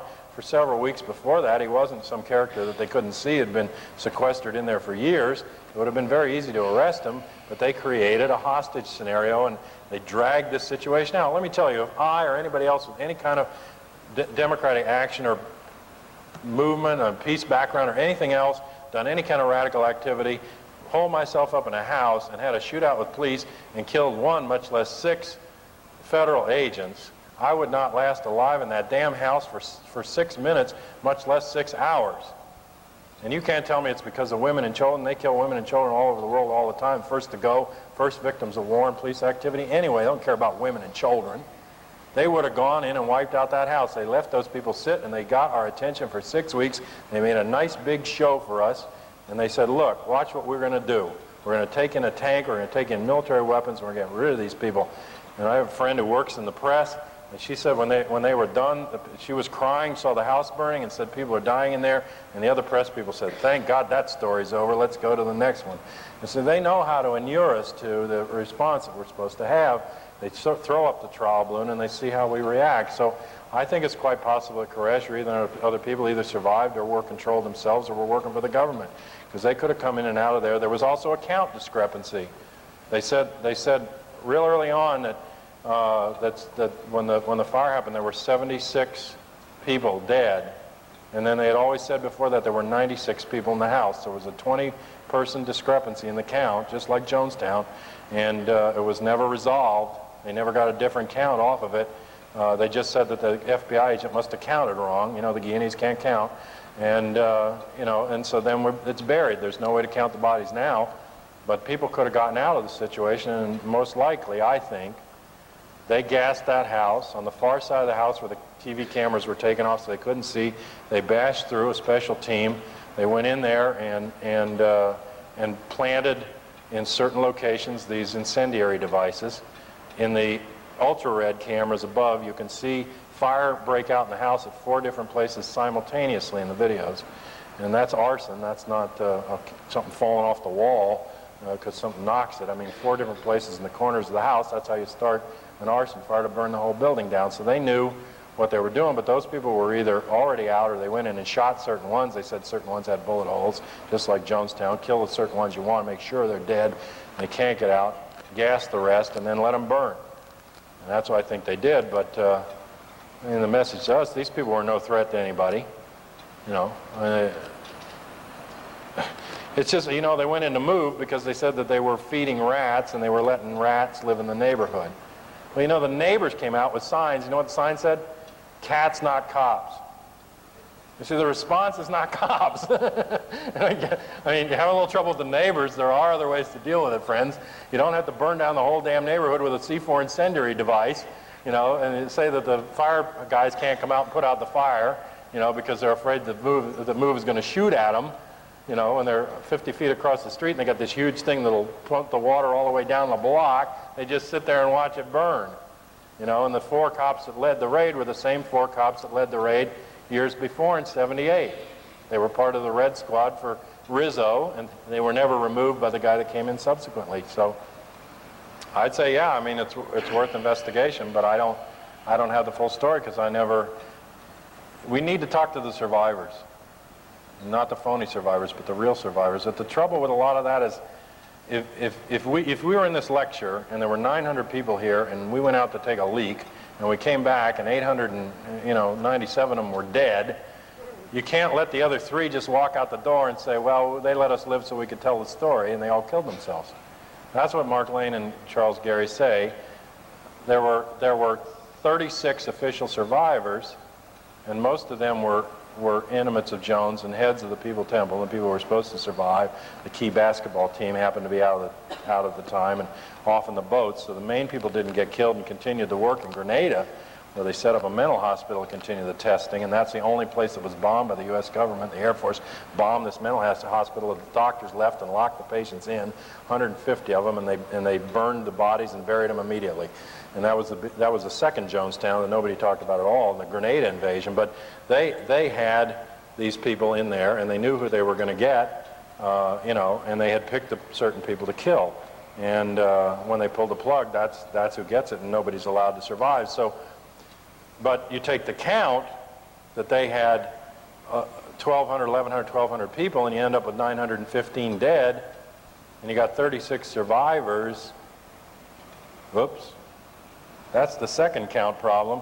We got some Jonestown people still around, folks, and no accounting for them. And I'll tell you who they are. They're the programmed assassins and the killers and the train murderers that were running the concentration camp. And they moved them out into other countries, and they're still doing killing, and they're part of that dirty money. But, you know, it doesn't add up the other way either. You don't get 915. Where's everybody else?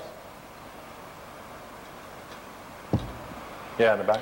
The very first point you mentioned in your presentation involved the stratification of the economy in the United States and the movement of wealth upward, the dissolution of the middle class, and the dissolution of democracy in this country.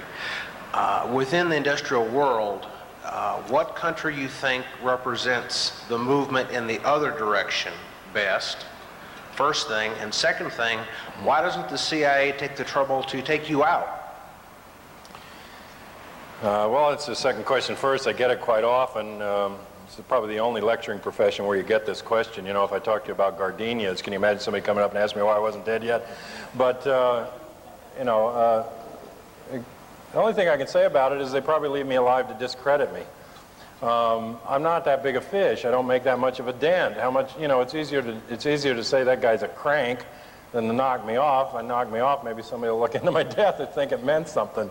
Who am I bothering? I'm not on national TV. I got on one time by a total fluke on the C-SPAN. I said what I could, and, you know, they showed it 2 or 3 times, and then it's off the air, you know. But I can't get an audience. I can't even get in the left press. I printed all that Jonestown information, spent 3 years. I footnoted all of it. I put an article called The Black Hole of Guyana, you know, and The Nation, and I sent it to The Progressive, and I sent it to left papers all over the country and in these times, and nobody would touch it with a pole. I was supposed to get it in a Maximum Rock and Roll, a punk paper, and they turned it down and gave me a kill fee. I mean, nobody wanted to print this thing. Now it's in secret and suppressed. I guess that's the right title for the book, for it to be in, because you couldn't print the damn thing. I finally printed it myself, and judge for yourself, you know, and it got in there. But I mean, you know, and it gets out, and now other people print it. Like I got this thing today, Odeon Press, by a guy I know, Zepzauer, out in Santa Cruz, and he's got this thing, The CIA's Greatest Hits, and hit number 28 is the Jonestown. And he's got everything I just told you, and he hasn't got my name on it. So, you know, by the time it gets out, you know, who else did that is this guy Lars Hansen. He took all the stuff on Jonestown and all my stuff on JFK from my tapes, directly, verbatim from my tapes, and he put them in a book called Proud to Serve or Called to Serve or some crap by Bo Greitz. So Bo Greitz, you can read Bo Greitz, you think, boy, what a bright guy. It's my stuff that he's using in order to get the credibility to come in, and he hangs Nazi flags and memorabilia on the wall of his talks. He gives a semi-automatic weapon as a door prize. He founded U.S. Veterans of America to counter the Vietnam veterans against the war, which were the biggest witnesses against Vietnam, and finally brought the war to a halt. He had to go against them. He's the Rambo figure you see in the movies is based on Bo Greitz. He took phony money from Ross Perot to go back in and find these POWs and MIAs, and one of his buddies got burned by the DEA and the drug dealers and the CIA, and so now he's outraged, and he's going to tell you all about this one guy, Kun Sa, who's supposedly running all the drugs in the world. Well, the drugs in the world moved out of the Golden Triangle a while ago. It's not that none come from there, but they got competing routes, and that's all. I mean, he's just making a stink, and he's a little mad, but he has no politics. He's ready to go back to Vietnam and continue the genocide. He still hates people of color. He's got reactionary and fascist ideology in politics. He gets up and talks about how Jewish bankers run the world and all these secret cabals, you know, but they put my stuff in there so that you'll listen to him. You know, and that's what you get. You'll get these guys like William Cooper I talked about to somebody over the break, and they'll come out in the former Navy intelligence, but that doesn't matter, you know. You know, we were just supposed to trust him, and so he comes and tells us, look, there's gray and green aliens, and they fight each other and they run the world. Or now I heard there's 9 different kinds of aliens, and they all came here, and they took over, and they do experiments in underground military bases, and they secretly run the government, and the Secret Service agent in front of Greer shot Kennedy because he was going to tell us about the aliens that really run the government. And that's really why they killed Kennedy. He turned around the front seat with a pistol and shot Kennedy in the head. Well, that's a Secret Service procedure in front of all the rest of the Secret Service and everybody in the country. It's a Secret Service agent that's driving a car, pull out a pistol. Well, I mean, if you want to believe it, but you can't get the brain matter to go back in that direction. It goes the other way, so something's wrong with the story. But he shows this grainy old copy of the Zapruder film. He says, believe me, I know who killed Kennedy, and I know all about these UFOs. Well, I'll tell you what. Aliens took over the U.S. government 1945 to 1948. They were German nationals. They were Nazis. That's the aliens that took over this government. Yeah, they have secret underground military bases, and they have UFOs, because that was Nazi technology. They found it in the caves, in the aerospace caves, in 1945, 1946. When they went in there to look for the technology, they found working jet engines, and they found flying discs. They were developed by specific German scientists. Those scientists were brought here, and when we saw those discs in 1947, because they were secret technology, we were told to believe either we saw swamp gas or we saw little green men from Mars. Well, there were green men in them. They were wearing green U.S. Army uniforms, and they were flying them around, and the rest of them were remotely piloted vehicles that they had up in the air, and they go tremendous speeds, and they make gyroscope turns, and they have advanced, aeronautics and everything else that you're not supposed to know about, and that's the game. But they also wanted, they had a whole, the whole group of British intelligence in World War II was called the Martians, because they worried that when the war ended and there weren't any more Nazis to be afraid of, they'd have to come up with a scenario for social control, and guess what it would be? An invasion of aliens from outside to make us all be unified again under the government to protect us, you see? And so you get these phony documents, Majestic 12, and they say there's a secret government and they're dealing with the aliens. Let me tell you something.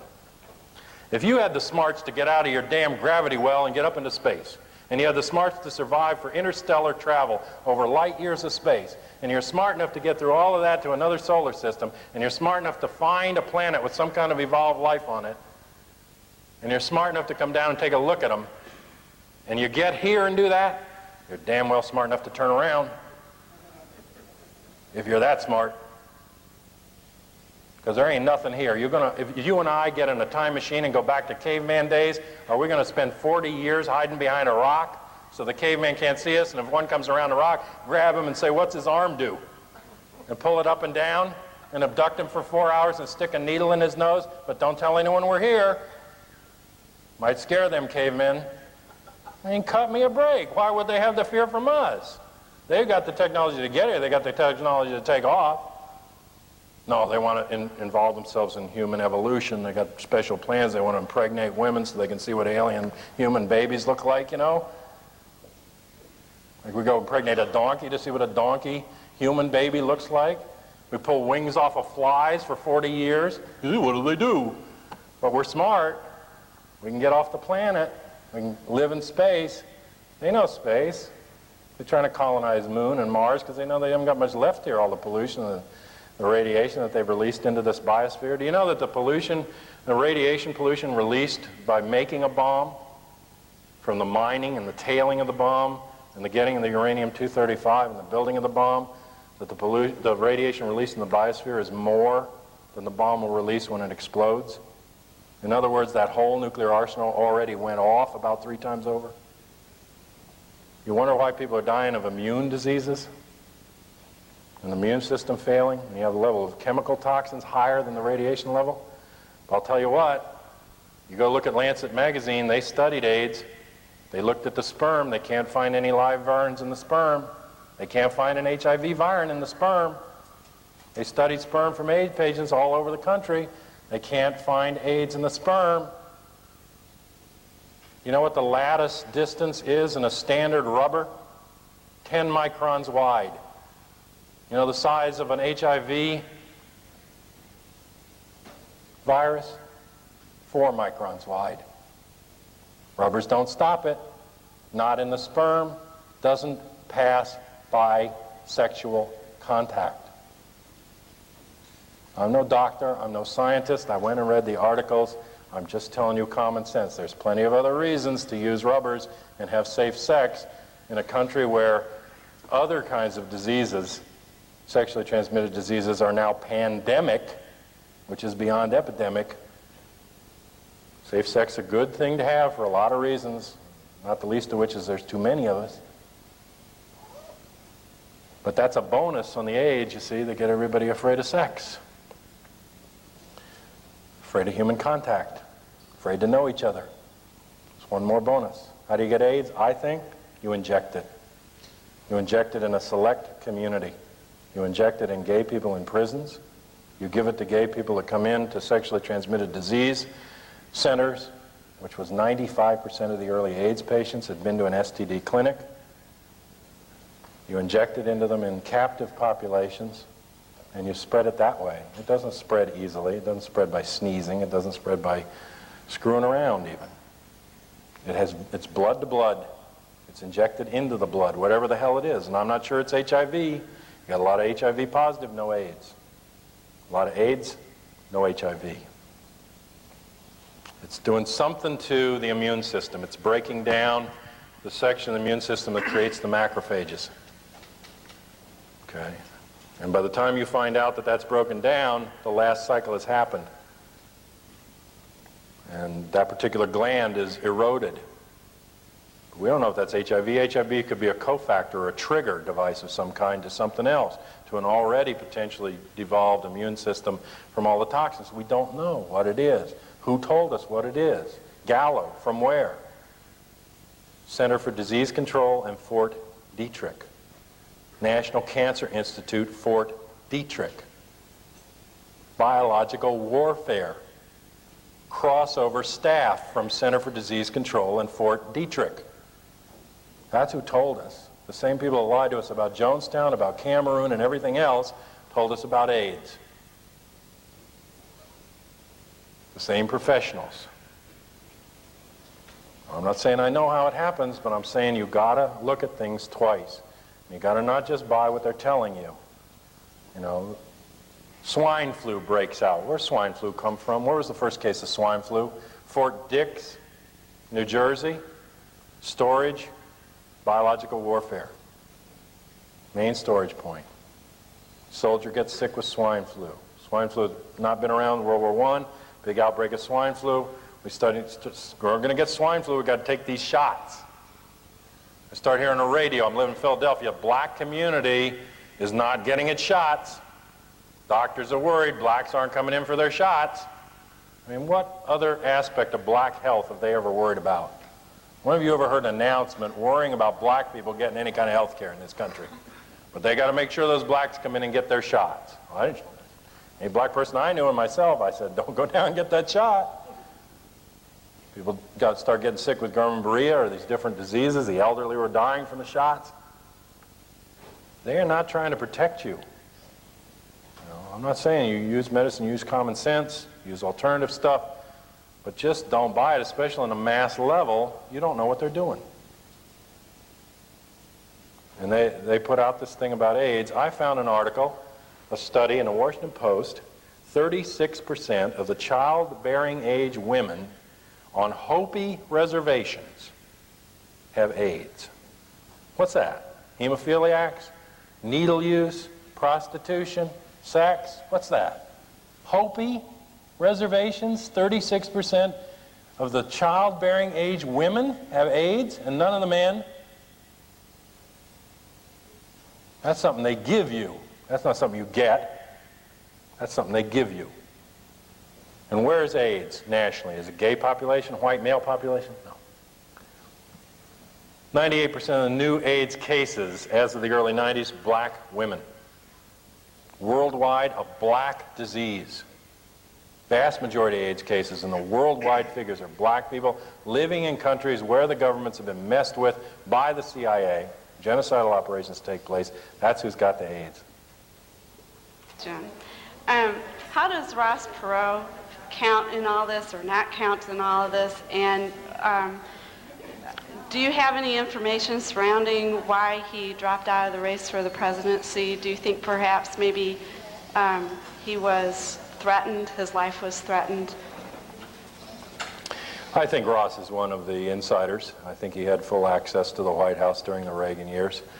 And Nixon years, I think he was a major contributor to the illegal Nixon war chest to continue the secret war in Vietnam and Laos and Cambodia, similar to the Contragate stuff. I think that he played a particular game in relation to that. I don't think he's an independent. I think he's what Huey Long talked about in the 1930s, that when fascism comes to America, it'll wrap itself in an American flag. I think he's a little dictator on a white horse that come in to save us with a lot of folksy talk. But when he talks about town meetings, he doesn't tell you who's going to determine what the questions are that'll be asked. If you aren't determining the questions, you might as well not have a town meeting. The way to go is open referendum, use the electronic media for full debate of issues from all sides, and he doesn't talk about that. He says it's going to hurt a little bit before it gets any better. He talks about raids into houses for the drugs. And he talks about the outer edges, not when he's being folksy and friendly, but when he gets down to the point. But I think in the end, you can't find anybody really who's going to lead us out of this. We're either going to all get out of it or none of us are going to get out of it. You know, because I think as far as they're concerned, almost all of us are dead already. And our option is to die on our knees or die on our feet. And some of us, I suppose, in that struggle might see a way not to die. But without making that struggle, it's just a game. And there's no point, I think, in putting your hope in somebody that's going to come and save everybody. That's what's wrong. I mean, what's wrong is that you've put that decision-making power in the hands of other people for all this time, and they haven't made very good decisions so far. And it's time that you take responsibility for your own life and for your own things and to change it.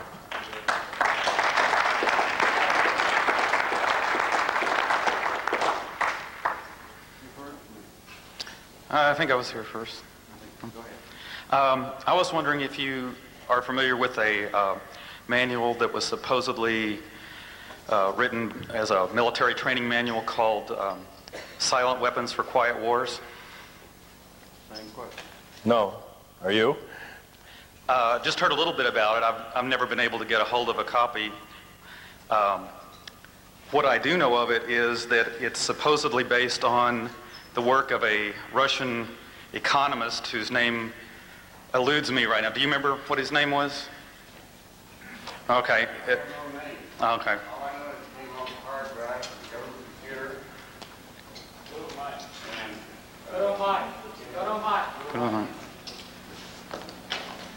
All I know is that written in hand on the printout off of the desk from the government computer that was sold at auction.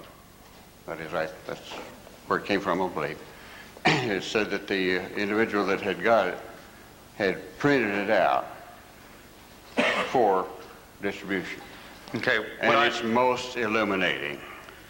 What I have heard was that this economist, who is a Nobel Prize winner, basically developed an economic theory that it's analogous to electronic circuit theory. In other words, you could calculate out inputs and outputs in economics.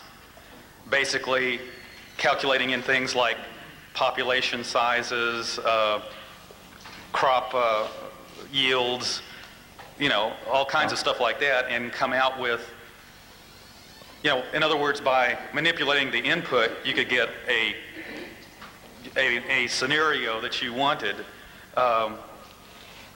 And some people would say this is the basis of the so-called New World Order, is that you manipulate these input factors and, you know, the world shifts the way, the power shifts the way you want it to shift. Well, I mean, certainly they do manipulate things. I mean, you know, I don't know that they need a particular system. I mean, some of the manipulation is fairly crude. A lot of the stuff they do to me is fairly obvious. They it's just like anything else. If it ain't broke, you don't fix it. And you know, so they pull off what I consider to be fairly crude manipulations. But the basic manipulations of economies and what make economies not work, I think, is centralization. And especially centralizations of the issuance of currency and credit, so that people can't, you know, exchange with each other, and then interruptions in the economy that produce no goods, and therefore artificially creating inflation as well as pulling the money into certain sectors. Those have been around basically since the 1100s when the Enclosure Acts were passed by the nobles in England, and they said that you could rope off as much land as you could hire thugs to protect, and they'd issue you a king's title for it, and you could call it your own instead of Commonwealth. And so as long as you have Commonwealth and government protected and violence protected right to land and right to resources, and you have private wealth only, and you have money that's owned by that private wealth and issued by that private wealth and then taxed whenever you get any of it, as well as charging you interest if you borrow any of it because you don't have any of it. I mean, you got an economy in this country, $7 trillion, I think it's close to 8 now, but $7 trillion the last time I looked, out on credit. $500 billion in the banks, and $5 billion in the FDIC. Am I getting through to you? When you pull that credit string, there ain't nothing left. And maybe the Rockefellers will get the $5 billion in the FDIC, but it won't be any of you.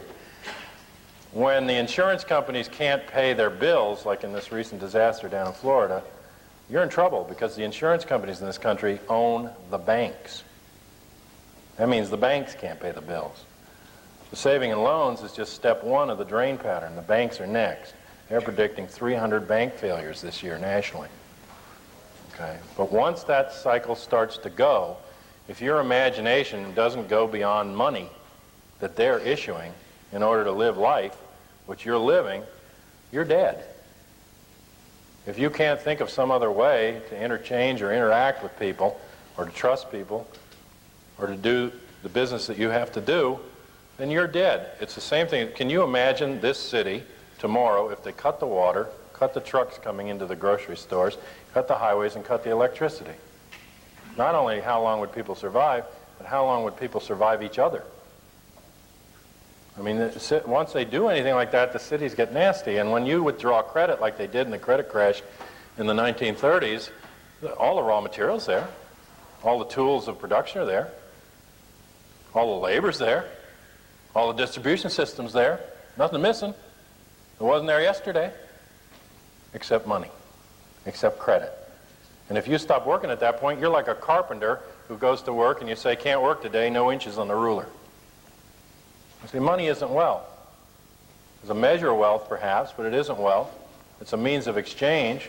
Instead of carrying the wealth around in bulk, it's a simple way to do the barter or the exchange system. But if they own and monopolize the way that money's issued, and you don't have any other way to imagine issuing credit to anybody, then you're in tough shape. So really, I mean, a major job you have to do now is to think through an ethical credit system that's going to survive beyond this. And I'm not talking survivalist stuff. You know, the Republican, they talk about the family ethic. Bush talks about the family ethic. He said, I've unleashed the Bush family on America. The family ethic in the Bush family, pardon my French, is I've got mine, F you. That's the family ethic they're talking about. I got my level of privilege, and the hell with you. But you see, they don't understand the other game. They don't understand human trust or community, love or caring for other people or connecting with other people or trying to live a decent life or principled. They don't get it. Are there any more questions? Thanks very much for the opportunity and to talk to you.